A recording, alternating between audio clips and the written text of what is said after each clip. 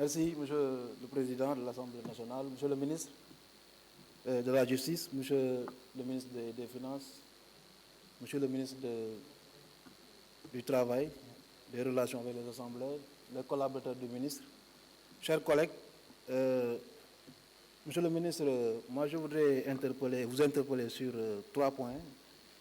Les mandats de dépôt, il y a certains collègues qui en ont parlé, les instructions qui sont un peu longues au niveau des tribunaux départementaux, et les juges des libertés et de la paix que vous avez instaurés. Et je pense qu'aujourd'hui, vous avez envisagé des réformes, surtout sur l'introduction du bracelet électronique.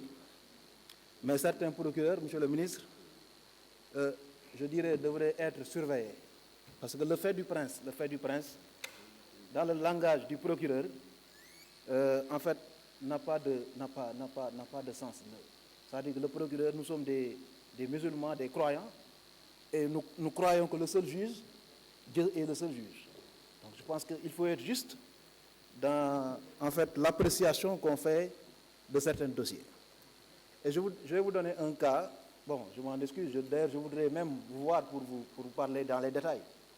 Dans ma commune, Ngekor, en fait le maire c'est un collègue, il est là. Nous avons 150 arrestations depuis 6 mois. Sur ces 150 arrestations, presque 60 ont été déférés. Sur les 60, il y a 32 jeunes, en fait, qui sont déférés pour motif d'escroquerie foncière, sur des actes. Et c'est dans l'appréciation des actes authentiques. Parce que le maire, je lui ai parlé, je lui ai dit, en fait, l'appréciation qu'il donne de la continuité de l'administration, parce que son prédécesseur avait fait des actes sur un certain nombre de parcelles, les populations ont vendu ces parcelles-là, et il est venu, il n'a pas reconnu l'authenticité de ces actes. C'est normal que les agisseurs portent plainte.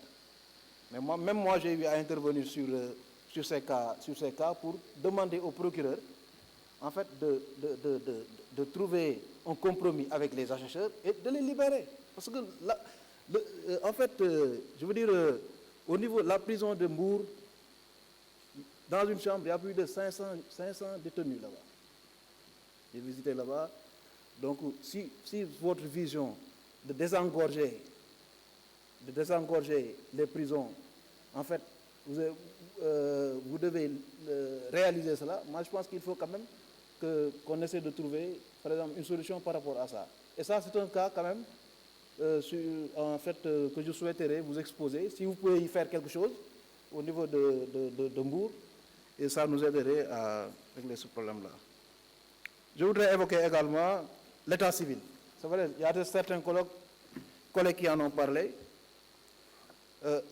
Nous avions proposé, nous, dans notre programme, je pense qu'on l'a repris dans le programme de notre candidat en 2012, M. Agnès, qu'on a repris dans nos documents, la prime à la naissance. Quand on l'a proposé, 25 000 par accouchement, au Sénégal, on a 531 000 naissances par année, en moyenne. Ça tournait autour de 13 milliards. On nous avait critiqué pour nous dire que, bon, voilà, comment on peut donner 25 000 par chaque accouchement.